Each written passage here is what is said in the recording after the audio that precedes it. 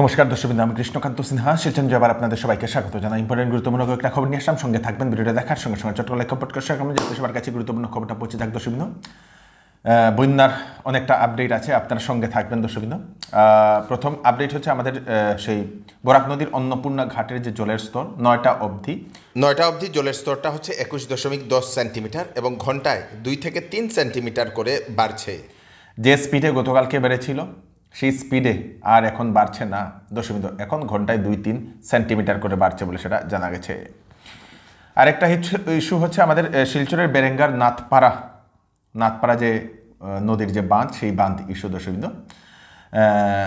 গ্রামবাসী বা এলাকাবাসীর একটা অভিযোগ, স্থানীয় মানুষের অভিযোগ, সারাটা শুকনোর সময় ডিপার্টমেন্ট বিভাগীয় লোক ওনারা কাজ করেন না।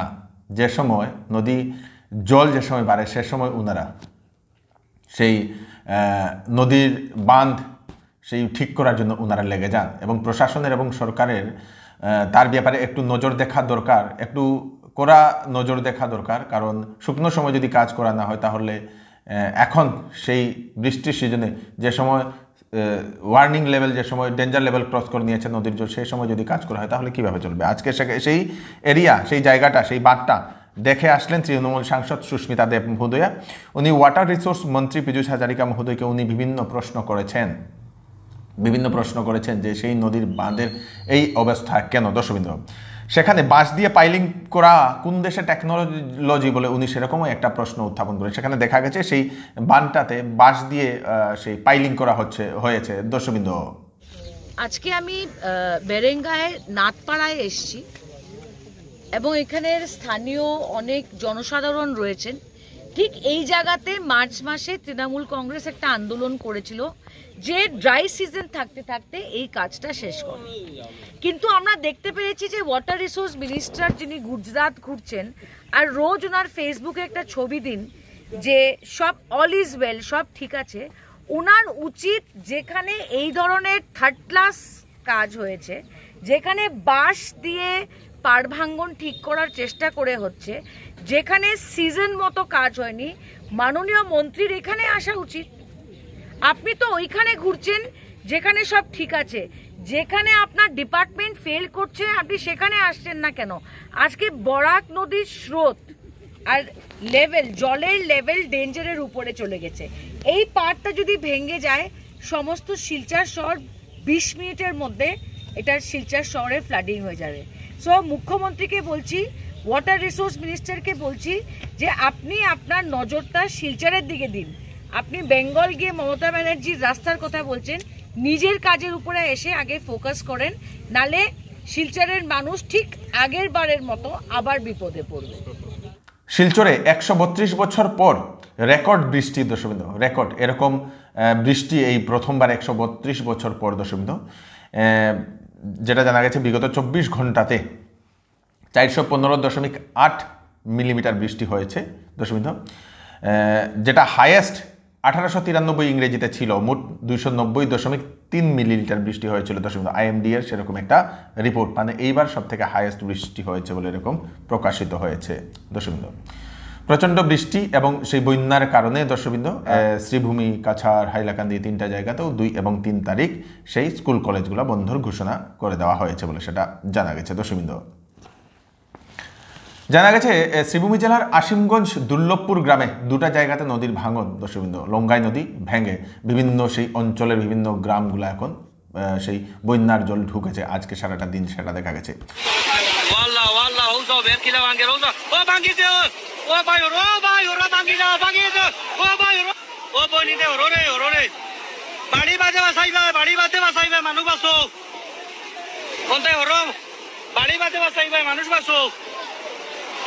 বাড়ি বাজে বাসাই ভাই, ওয়াল্লাহ ওয়াল্লাহ ও জায়গাটা ও ফাস্টালিত। আচ্ছা, ফাস্টালিত বাংছে বুঝছো না নি? আমরা হুনাইবার ফেসালা মানুষ যারা হুঁশিয়ার হয়ে যাও, গোড় দর ভাঙ্গিয়া পুরা বরবাদ। যারা উঠো খুব বাদ, মানে বর্তমানে বিষাদ ভাঙ্গি দিছে, আবার অতিশত ভাঙতি আছে, ওই দেবো ভাঙতি আছে, পানি এটা খুব ভয়াবহ পানি আর ভাঙতি আছে। পাথারকান্দি বিলবাড়ি গ্রামের বাঁধ ভেঙেও আজকে গেছে বলে সেটা জানা গেছে দর্শকবৃন্দ। সেখানে বন্যা পরিস্থিতি।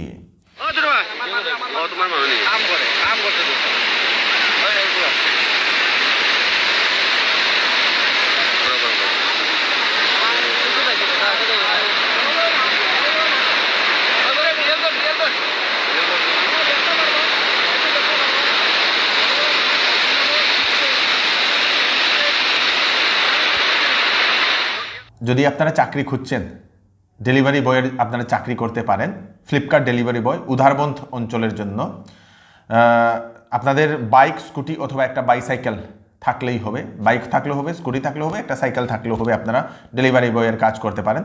ডকুমেন্ট লাগবে আধার কার্ড, প্যান কার্ড এবং ব্যাংক পাসবুক। ফোন নাম্বার দিয়ে দেওয়া হয়েছে যোগাযোগ করার জন্য।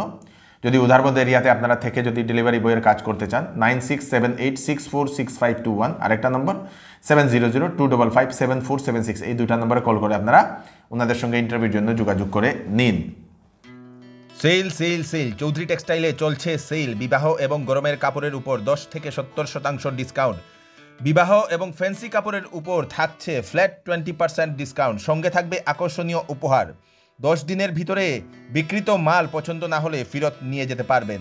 চৌধুরী টেক্সটাইল, ফাটক বাজার, গলি নম্বর 2, শিলচর। Phone number 03842234063।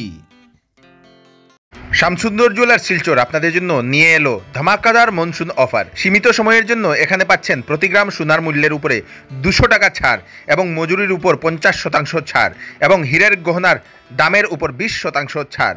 এছাড়াও এখানে পুরাতন সোনার বদলে HUID হলমার্ক সোনার গহনা নেওয়ার সুযোগ। Shamsundar jewellers, central road, Silchar. Phone number স্ক্রিনে দেওয়া আছে।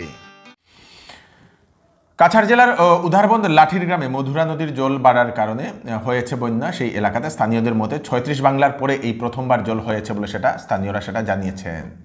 যে লাঠি গ্রাম 36 বাংলার পরে যে ফ্লাড হয়েছে, আমরা এই প্রথম ফ্লাড দেখলাম। 36 বাংলা শুনছি, তবে দেখছি না।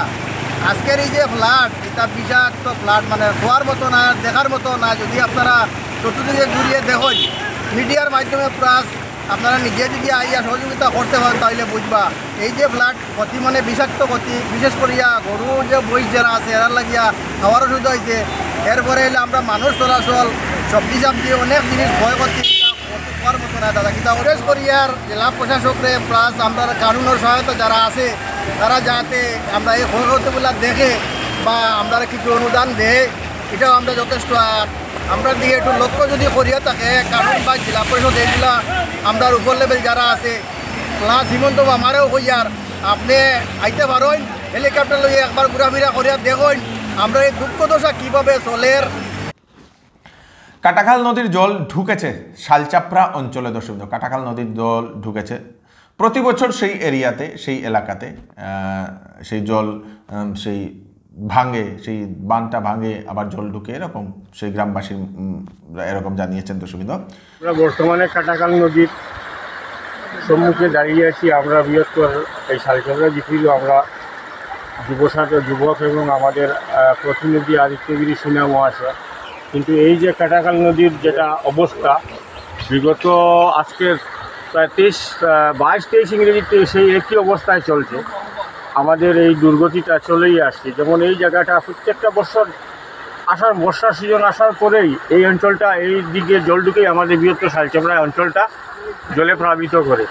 তাই এই ব্যাপারে আমরা ঊর্ধ্বতন কর্তৃপক্ষের ব্যাপারে আমরা অনেক দৌড়ঝাঁপ করেছি এবং এই জায়গাটা পরিদর্শনও করিয়েছি। কিন্তু আমরা এই ব্যাপারে আমরা মাননীয় মন্ত্রী পীযূষ হাজারিকা মহাশয়কে একটি মেমোরেন্ডামও দিয়েছি। কিন্তু আজ অবধি পর্যন্ত এই ব্যাপারে আমাদের সরকার কর্তৃপক্ষের এখনও অবধি কোনো কর্ণপাত নেই। কিন্তু এই ব্যাপারে তো আমরা প্রত্যেক বছর বৃহত্তর শালচাপড়া যেহেতু আমরা এই কষ্ট উপভোগ করে দিচ্ছি, এই ব্যাপারে আমি আমাদের এই বিভাগের এবং আমাদের বরাকভ্যালির যারা আমাদের মন্ত্রী আছেন এবং আমাদের আসামের মন্ত্রী পীযূষ হাজারিকা মহাশয়, বিশেষ আমি কৃপাদৃষ্টি করছি আমাদের বৃহত্তর এই শালচাপড়া অঞ্চলের এই আমাদের যেমন বাগলেঞ্জা, চেঙ্গুরঘর, নাথপাড়া অঞ্চলের যেটা কাটাখাল নদীর বাঁধ, এবং এই বাঁধটা যাতে পূর্ণ করার জন্য আমি বর্তমানে আপনারা দেখছেন অলরেডি কাটাখাল নদীর জলে সমগ্র শালচাপড়া অঞ্চল প্লাবিত হবে আগামী 1-2 ঘন্টার মধ্যে। কারণ এই বিষয় নিয়ে আমরা মাননীয় মন্ত্রী মহাশয়ের কাছে 2-3 বছর ধরে আমরা বিভিন্নভাবে মেমোরেন্ডাম যুগে এবং সরাসরি যোগাযোগ করেও আমরা ওনাকে মেমোরেন্ডাম দিয়েছি অতি সত্বর এই অঞ্চলকে বাঁচানোর জন্য আমি মন্ত্রী মহোদয়ের কাছে আমি বিনম্র আবেদন রাখছি। গতকাল করিমগঞ্জ জেলার সিঙ্গুয়া জিপি অন্তর্গত ছড়ারপাড় এলাকায় ইসলাম উদ্দিন নামের এক ব্যক্তি জলের স্রোতে ভেসে গিয়েছিল, আর সেই ব্যক্তির লাশ সাইকেল সহ উদ্ধার করা হয়েছে বলে সেটা জানা গেছে। কাঠিগড়া থেকে একটা দুঃখজনিত খবর আসে। কাঠিগড়া ভয়াবহ ভূমিধসে 4টি বাড়ি দর্শকবৃন্দ, 4টি বাড়িতে সেই পাহাড় ধসে পড়ে দর্শকবৃন্দ, এবং গতকালকে রাত্রিবেলায় সেই ঘটনাটি ঘটেছিল এবং ঘুমন্ত অবস্থায় সেই ধসে পড়ে এবং মানুষ মাটির নিচে চলে আসে। স্থানীয় মানুষেরা সেই ঘটনাটি দেখে গিয়ে সেই পরিবারকে সেই উদ্ধার করে হাসপাতালে পাঠিয়ে দিয়েছে বলে সেটা জানা গেছে। দুজন তো সেই সংকটজনক অবস্থায় শিলচর মেডিকেল কলেজ এবং হাসপাতালে নিয়ে যাওয়া হয়েছিল।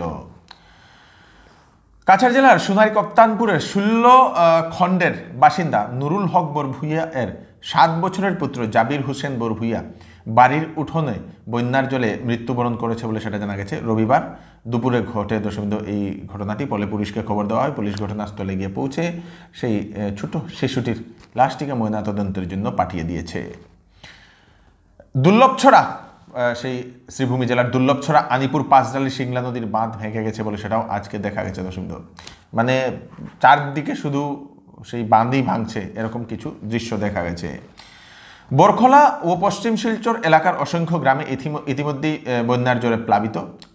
বরাক ও হারাং নদীর জল অস্বাভাবিকভাবে বৃদ্ধি হওয়ার কারণে সেই জল দেখা গেছে অনেক জায়গাতে ওভারফ্লো হয়ে জল ঢুকছে বিভিন্ন এলাকাতে দর্শকবৃন্দ।